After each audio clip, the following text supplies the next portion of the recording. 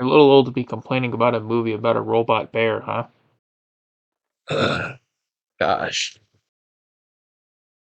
May have forgotten what makes a movie great, but I assure you, we have not.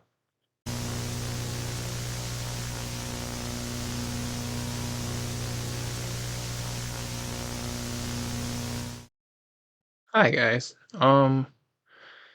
You may be a bit confused on the quality of this camera. That's because this movie takes place in the 2000s, and I wanted to take a little bit of an advantage of that, and to have an excuse to make the camera quality that same quality as an at-home camera during that time period. Five Nights at Freddy's is a 2023 horror film directed by Emma Tammy. Everything else was done under the supervision of Scott Cawthon, the creator of the franchise. And the results are a big mix of reactions, mostly leaning towards the side of not very good, unfortunately. However, with the sequel coming out around the corner, and the reception from the trailers being relatively more positive this time, the sequel has a high possibility of fixing a lot of what this movie got wrong. And of course, I'm not just here to just dunk on everything that's wrong with this movie.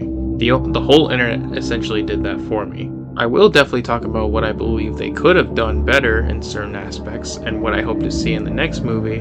And of course, I try to keep these videos relatively unbiased, but honestly, even then, I know I'm probably not gonna appease everyone on both sides of the argument, so I'm just simply trying to share my own point of view on why I believe this movie is worth a watch, and help point out what about it makes it so special. So grab your pizza and Oreo Reese's cups, unless you're allergic, and let's get into what makes this movie such a unique piece of cinema, and why it's worth a watch. The movie takes place in the year 2000, hell yeah, in the city of Granite Falls, Minnesota. Probably the most action Minnesota has seen in years. The intro gives us a great summary of the scary fun experience we're in for, including a retro-style arcade intro and the theme song to the movie.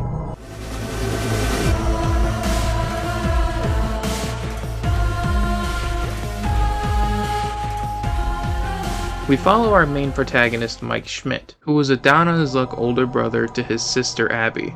He's constantly being haunted by his past, where he watched his brother get abducted by a mysterious assailant, and after losing his security job due to a misunderstanding, he is offered a job by this very trustworthy man to work the night shift at an old rundown restaurant called Freddy Fazbear's Pizza, where his dreams start becoming a little too real. He starts seeing the ghosts of 5 kids who seem to only seek Mike's demise.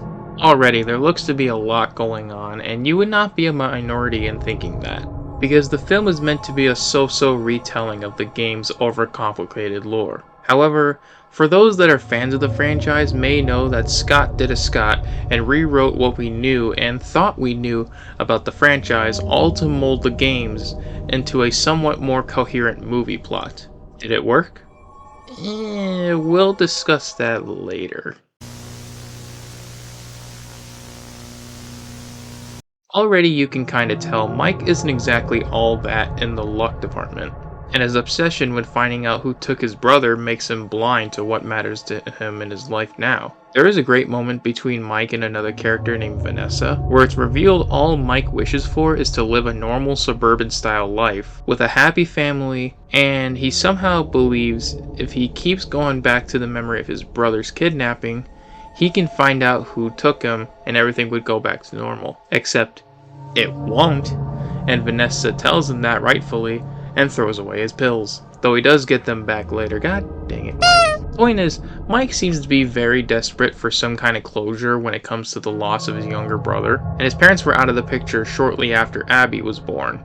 Mike was around 12 when it happened, and currently he's roughly around 25 years old, which means he's been harping on this event for over 10 years. That's kinda insane. Then there's his younger sister Abby, played by Piper Rubio. Abby is interesting because she's like the supernatural translator for the animatronics, and yet she just acts like it's a pretty normal thing. Ghosts? Yeah. Of course. How else could they make the robots move? It's really funny, but also read a book on robotics, kid. The actress who plays Abby definitely has a great time on set of the film, and in a recent interview with the sequel's cast and director, she was practically jumping for joy hearing the questions. So it's really nice to see that the set of these movies have such a positive environment for the younger cast members. It feels so rare to have that kind of thing happen, so I'm glad she had a great time. I thought she did well enough for the role she was given. Abby's just a girl with a sixth sense for talking to ghosts that possess animatronics. Thank you for playing with me. Oh my god, Foxy is so cute, he's so happy. She can be a troublemaker and doesn't always make the most mature decisions, but that's literally just being a little kid. And then there's Vanessa, played by Elizabeth Lale. I will be honest, I don't know how to really feel about Vanessa. Considering the fact that we don't know a lot about her, she acts as a sort of guide for the audience and the MCs to help understand what's going on in the movie. On one hand, this is a good thing because it lets people who I'ma just start referring to as normies to better get along with the plot and get even more engaged. But on the other hand, she's also a bit of a fool. Her own form of warning Mike of the danger ahead is about as vague as a high school girl flirting with me. Add to that the thing with those kids going missing. What did you just say? There are even some exposition she gives that just sounds like straight up BS. It's not just their ghosts that are inside of those machines. It's their bodies. No. I didn't even believe that in the game. If their bodies are actually in the robots, why wasn't there an arm poking out of Foxy's chest?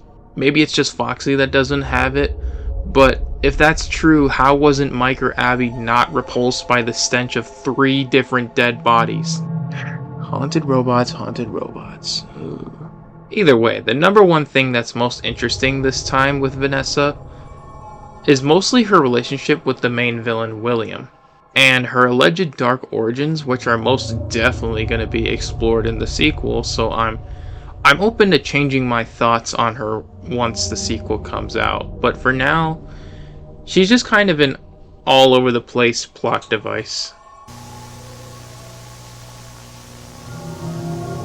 And then finally our villain, William Afton, aka the Yellow Rabbit, played by the amazing Matthew Lillard. William Afton is my favorite part of the whole movie. I think you could see that from the mask I had on earlier. His twisted nature is such a delight to see on screen. Once he showed up in the rabbit costume, I was sold that he was the best part of the whole thing. The way he toys with Mike, boasting about his twisted ideas and acts, even though we should hate him for what he did, he really doesn't care, and he just wants to keep doing what he's doing. And though we're not really sure of his motives in this continuity or what exactly drove him to shank these kids, and possibly more based on the intro. However, there is one thing, his ending scene. I'm not going to spoil it completely in case you haven't seen it, but I'll just say I think it could have been done a little bit more cathartically. I think it could have been a lot more cathartic of an ending for the character. But I mean, I still enjoyed his character's betrayal, and of course, like I said earlier, it looks like they will explore a little bit more of this character in the sequel. His menacing theme song as well as he walks towards Mike is such an ominous and badass theme song.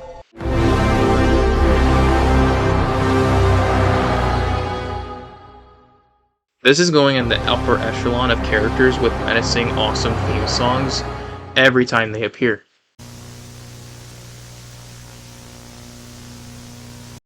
If there was only one thing this movie has gotten complimented for, it's the practical effects side of production. The set of the pizzeria being a real place, all the animatronics being both real robots and people in convincing costumes with just as equally great performances in the costume. And of course, the 2 best cast members here being Matt Pat and Corey Kenshin, both huge figures in the FNaF community.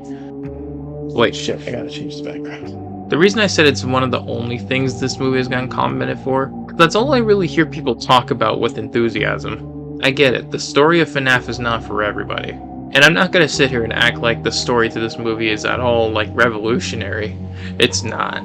I just think with any other horror movie, everything that's set up in the story is just a setup to the actual chaos and the great fun that's up ahead. Like Mike focusing on his brother for almost the whole movie isn't exactly riveting, but it does get you invested enough to where you want to see where this goes and how he ends up dealing with it in the end. Plus, Mike and Abby's relationship is just so, like, I relate to it a lot. It reminds me a lot of how me and my brother used to be when we were younger. Like, the older and younger sibling dynamic is so, like, I feel it. And so the normal moments between each of the characters are also a great time as well. Like, just everybody whenever they just have normal conversations and just like they're just taking in what's happening and what everybody's talking about, I think that's great. I think that's a great point for the movie to stick to. And you need human moments like that to be able to connect with your characters in scary movies. Otherwise, you just want to see them like get click-clacked by the killer. The animatronics themselves are super unique in comparison to their original counterparts, each of them having their own kind of personalities expressed through facial expressions and actions. And also, the souls in the robots can just astral project themselves to communicate with certain characters. Really is just playing with the sixth sense mechanics, but like in the opposite direction. It's the ghost that can see other people. This is also pretty reminiscent of the third game where the ghosts of the children start roaming around when Purple Guy destroyed their animatronic bodies. But also, I did want to talk about the actual ghosts and animatronics as a whole. I truly just don't really think their motives really make that much sense. Like, I'll just spoil a little bit right here. Near the like close end of the movie, they want to make Abby one of them by stuffing her into a animatronic suit. Now that's pretty reminiscent of what happens in the first movie, but they're doing it to a little kid. So, but also their reason for doing it isn't exactly all that clear, aside from just like they wanted to manipulate Mike into like giving her up by showing him a vision of his younger brother and his family like all together like normal. I mean, that was pretty messed up on their part to do. But like in the end, what exactly were they doing it for? They like Abby, so they want her to be like them. What a way to repay a little girl's kindness, huh? You were nice to us, so we're gonna make you one of us. Against your will. I guess William taught them well, huh? Also, did I mention the fact that they can invade dreams? Yeah, these ghosts are also able to manipulate the dream scenarios within Mike's mind. Ghosts are really just built different in this universe, huh? Looking back at the plot, it is easy to see why most people would be turned off by the strange plot points and at times like out of place acting, but I'm just baffled by how many people really let this little stuff ruin their whole enjoyment of an experience of watching a movie. This is a creatively told film with a lot of heart and care put into the characters and setting, and it's just like, okay, if you'll permit me, I ran a test. When this movie first came out, I showed it to a bunch of people to see how each of them reacted to the film, to see if this film at all worked to attract normies and how well the fan base took the film. 13 out of 15 people I've shown this to enjoyed the film. 10 were normies, a normie in my book meaning like either they knew nothing or very little about the franchise, and at most they played like a couple of the games but not much beyond that. And 5 were actual fans of the franchise. And the 2 that didn't like the film just couldn't really get behind the vibe behind the film, which is fine. Which also means about 86.7% of people around me enjoyed the film. I rest my case. Now let's get into some fun facts, shall we?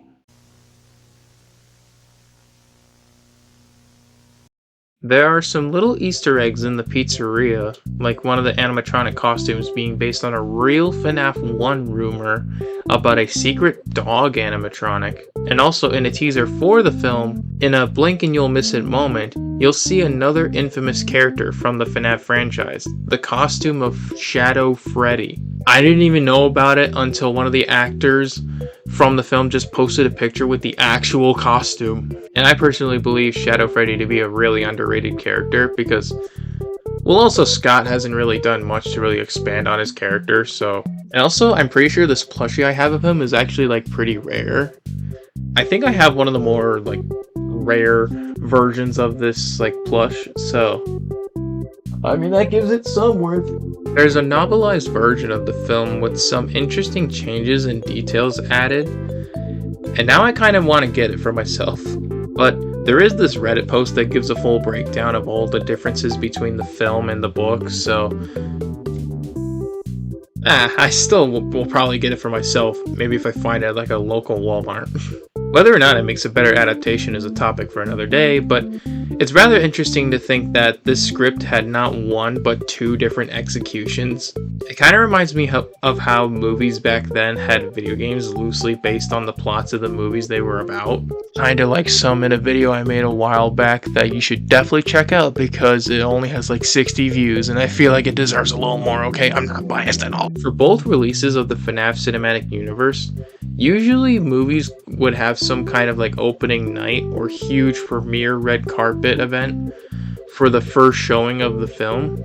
However, FNaF has gone down a little bit of a different route, throwing parties for certain FNaF creators and YouTubers, especially for the screening of the FNaF 2 trailer, including Dawko, MatPat, CG5, JT Music, and more. I so badly wish I got famous sooner so I could go on one of these Freddy parties. And you know what that means, right? We gotta get to 1 million subscribers before FNaF 3, guys, please. I wanna meet MatPat and JT. I'll even bring this with me, and him, because I wanna impress Dawko. I swear to you, I'm not a furry.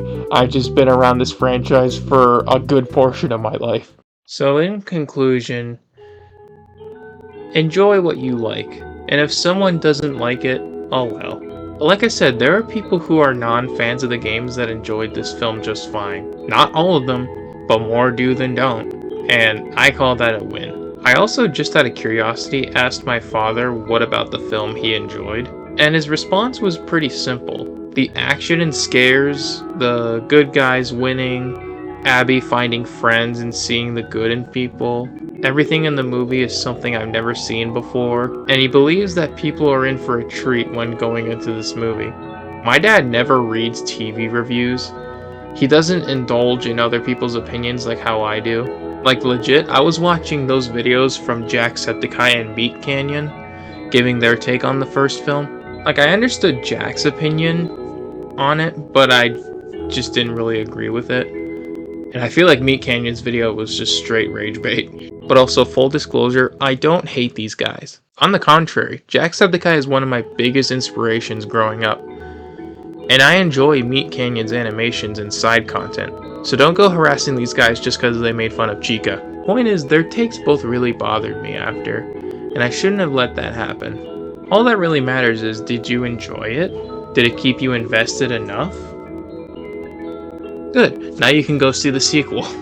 But yeah, the conclusion is, don't let others get you down, and don't let others' opinions like judge what you want and what you want to see, especially if it's not even hurting anybody. But yeah, that's about it for today's video. I just kind of wanted to make this as a catch up with the original before going into the sequel, because like I said, I'm a huge fan of the franchise, and like, even though I know it's not perfect, Scott Cawthon is not like a perfect writer or anything, but I do believe him to be a visionary and somebody who's like very creatively active, and really his story is really inspiring to me, which is why I still stick around with him to this day. Plus, I just don't think there's really enough videos out there really like expressing how much like people do enjoy this movie, because the overall sentiment is like critics hate it but fans love it. But like I said, I don't like to follow like real critics. I only follow people like the Nostalgia Critic and like Penguin Z0. But even some of his opinions I don't really like, but at least he keeps it real. But anyway, yeah, I'm gonna get off of here. But I hope you guys have a good night. Keep doing what you're doing. If you enjoy something and it doesn't hurt you, like, more power to you. Yeah, I'd say that's about it. Have a good night. Have a good rest of your day. And I'll see you next time.